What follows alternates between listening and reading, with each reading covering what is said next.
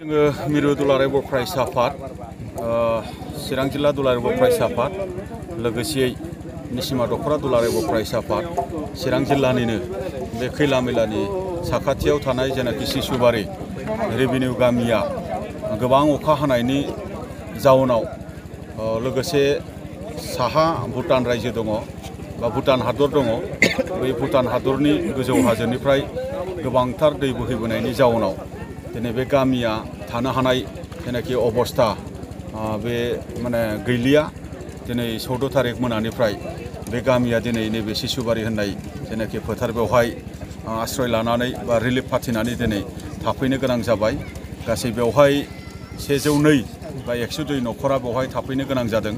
गासै 498 सुबुंफोरा बेवहाय उन्दै गेदेर हौवा हिन्जाव बर' आरो सान्थालि बा आदिबासि जथायै बेवहाय रिलिफ फाथिनानै थानो गोनां जादों। जे बिथांमोननि रिलिफ जेनाखि थानांनाय जेनाखि थासारि बेखौ जोङो जोबोद माने दुखु मोनफादों बिथांमोनजों। बिथांमोननि दुखुआव जोङो बाहागो लाफानो बा बिथांमोननि दुखु बा बिथांमोननि जेनाखि खस्थ' बेखौ खौरां लानो होननानै जोङो दिनै बे जायगासिम सौफैदों। आरो बिथांमोननि जेनाखि गामि जेनाखि दैबानाजों बा गेदेरथार मोनसे खुरखानायनि गेजेरजों जि खहा जानाय बे खहाखौ जोङो नायदों। गासै बेवहाय 15था जेनाखि न'खर बिथांमोननिया गासै माने कमप्लिटलि मोनसे डेमेज बेवहाय थाफिननो हानाय बा न' लुफिननो हानाय बेबायदि थासारि गैया। आरो बेबायदिनो एसे बा एसे गोबांनि बेबायदि खहा जानाय गोबां बेबायदि न'खरफोर थाबाय, जायखौ दिनै बिथांमोननि थाहैफिननांगौनि थाखाय सरकारा मोनसे मोजां थांखि लानो गोनां बेखौ जोङो दिनै नुनो मोनबाय। आरो बिथांमोननि गामिनि जेनाखि थानाय जानाय फरायनाय बियो फैबाय थानाय समाव सरकारनि जेनाखि मोनसे इनिशिएटिभ बियो जुदि मोजाङै जायोब्ला बिथांमोनखौ जोङो मोनसे मोजां अबस्थासिम जोङो लांफिननो हागोन जोंहा मोनसे फोथायनाय दङ। नङाब्ला दिनै बै जायगायाव थाहैफिननानै बा बै जायगायाव थानानै गथ' गथाय फोरोंनाय खुब बिथांमोनहा खस्थ' मोनगोन जोङो बेखौ नुहुरदों। मानो होनबा बिथांमोननि बारि बागान, मानो होनबा बिथांमोननि धोन सम्पति, मानो होनबा बिथांमोननि मोजां RCC न'फोराबो दिनै कमप्लिटलि मोनसे डेमेज जाबाय। बेनि थाखाय सरकारनि फारसेनिफ्राय जे बिथांमोननो थोजासे माने जेनाखि अनसुंथाइ बा कम्पेनसेसन बेखौ माने लाखिनाय जायो। बिनि थाखाय आसाम सरकार, भारत सरकार लोगोसे जोंनिनो लकेल जेनाखि BTC सरकार बिथांमोनखौ जोङो खावलायगोन जेन फैबाय थानाय समाव जे जोंनि बे भुगिनांनाय रिलिफ इनमेट्स बा रिलिफ न'खरफोरनो जेनाखि बेबायदि मोनसे मोजां मोनसे रिहेबिलिटेसननि बा थाहैफिननायनि जेनाखि बेबस्था बेखौ लायो जोङो गुरैयै खावलायगोन बा जोङो दाबि खालामगोन सरकारनि खाथियाव।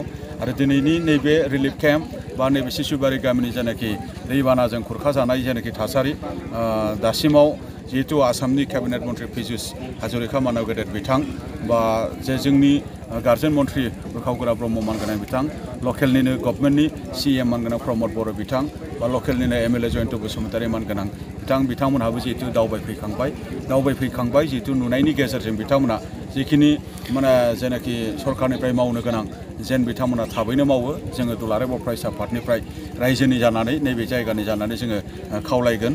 नङाब्ला फैबाय थानाय समाव खुब माने खस्थ' भुगिनांबावगोन जोंनि रायजो राजाफोरा। दा बेवहाय जेनाखि बोसोरफ्रामबो जाबाय थानाय जेनाखि दैबानाजों रिलिफ थानांनाय, दैबानाजों हा खुरखाजानाय चिराङाव बियो गोदान बाथ्राबो नङा, फ्राय बोसोरफ्रामबो जाबाय थादों। बिनि थाखाय सरकारनियाव मोनसे लं टार्म मोनसे पलिसि लानानै जेनाखि बेबायदि खुरखानाय बा गोबांथार माने सा ओनसोलनिफ्राय दै फैनायखौहाय मा मोनसे पलिसिजों बेखौ सुफुंनो हायो बेनि थाखाय मोनसे माने राहा लानो गोनां बेखौ जोङो नुबाय थादों। आरो बेबायदिनो सर्ट टार्म पलिसि हिसाबै जे जोङो बबेबायदि मोनसे जेंनाखौ जोङो माबोरै सुफुंनो बेबायदिनो मोनसे राहा लानो गोनां दङ। आङो बेखिनि बाथ्राखौ दुलाराय बर' फरायसा आफादनिफ्राय खावलायगोन जे जोंनियाव नैबे सिसुबारियावल' जादों बेबो नङा, चिरां जिल्लायाव बिजनियावबो माज्राबारि होननाय जायगायाव देग्लाय माने खुब माने दैबानाजों बेबायदि खस्थ' मोननांनाय बेबायदि थासारि जादों। आरो चिरां जिल्लानिनो खुंग्रिं होननाय बेबायदि मोनसे जायगायावबो गोबां दैबानाजों रिलिफ थानांनाय बेबायदि जादों। आरो बेल' नङा जे आसामनि दाब जायगायाव जे जोंनि रायजो राजाफोरा बिभिन्न हारि हारिसाफोरा दैबानाजों भुगिनांबाय थादों। जे ओंखायनो दैबानाखौ मोनसे स्टेटनिनो मोनसे इस्यु हिसाबै, नेसनेलनि मोनसे इस्यु हिसाबै बेखौ लानानै जे सरकारा जेन फैबाय थानाय समाव खामानि मावलाङो जेन आरो बेफोरबायदिनिफ्राय जोंनिया सरकारनि प्रिभेन्टिभ मेजारनि गेजेरजों माने बेफोरनिफ्राय खहा जानायनिफ्राय जों जाहाथे उदां जानो हायो बेखिनि बाथ्राखौ आङो खावलायबाय। गोजोन्थों।